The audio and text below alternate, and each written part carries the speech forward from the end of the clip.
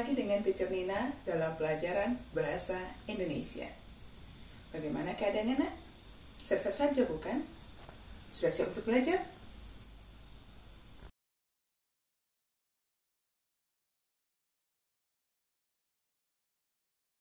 Pada pertemuan kali ini, kita akan membahas tentang struktur dan ciri kebahasaan teks cerpen.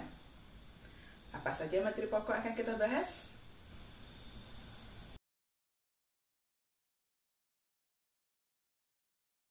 Untuk materi pertama, kita akan membahas tentang struktur cerpen.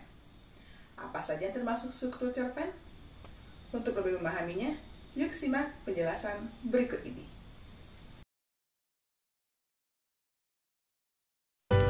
Struktur cerpen terdiri dari 4 bagian. Yang pertama adalah orientasi, yaitu bagian pengenalan tokoh, karakter, latar pada sebuah cerpen. Dengan kata lain, orientasi adalah bagian awal cerita pada sebuah cerpen.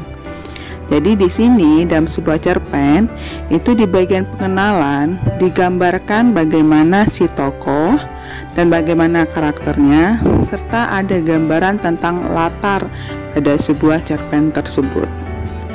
Struktur yang kedua adalah rangkaian peristiwa, yaitu serangkaian kejadian atau peristiwa yang dialami oleh tokoh dalam sebuah cerpen. Jadi tokoh sebelum menghadapi konflik atau permasalahan diceritakan dulu bagaimana rangkaian kejadian atau peristiwa yang dia alami.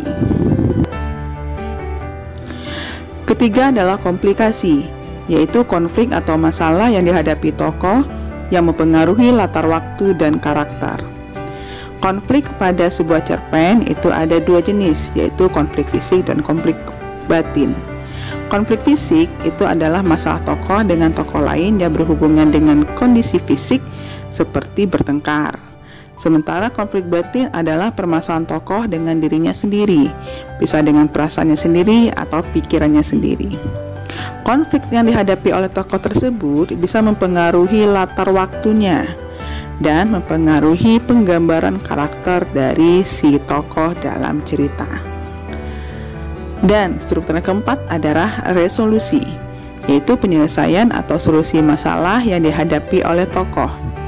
Si pengarang atau pencerita akan menggambarkan bagaimana penyelesaian dari konflik atau komplikasi yang dihadapi oleh tokoh. Dengan adanya penyelesaian cerita, ini merupakan bagian akhir cerita. Materi kedua adalah tentang kebahasaan cerpen. Apa saja yang termasuk ciri kebahasaan cerpen? Yuk simak slide berikut ini.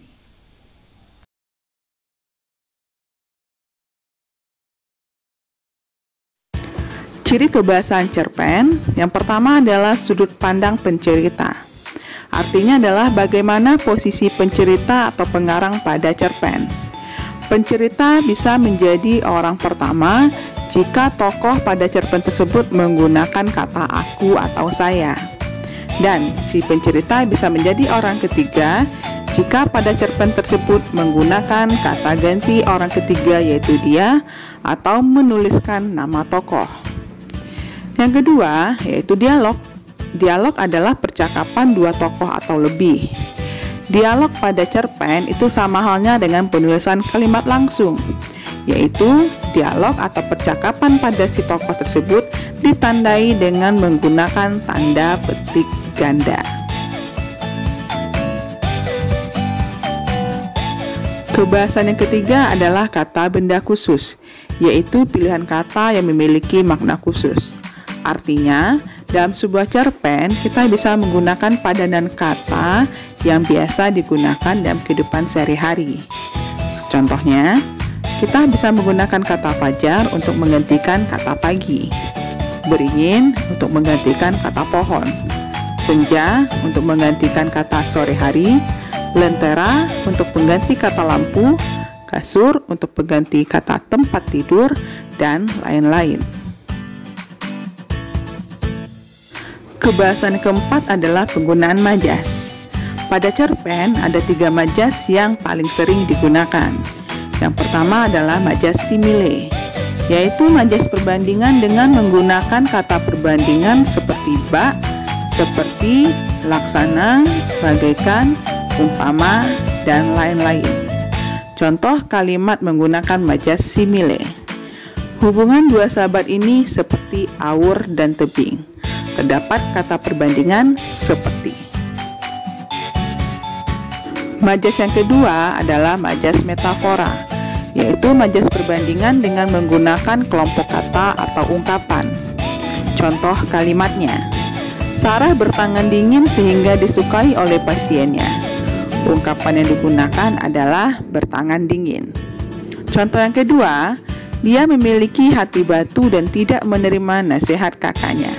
Ungkapan yang digunakan pada kalimat tersebut adalah berhati batu. Majas ketiga adalah majas personifikasi, yaitu majas yang menyatakan benda mati dianggap seperti makhluk hidup.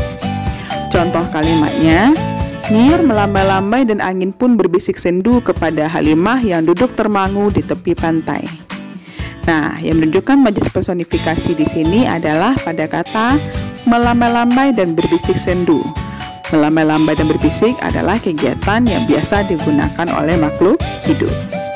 Oke, Ananda sudah paham mengenai materi struktur dan kebahasaan pada teks cerpen?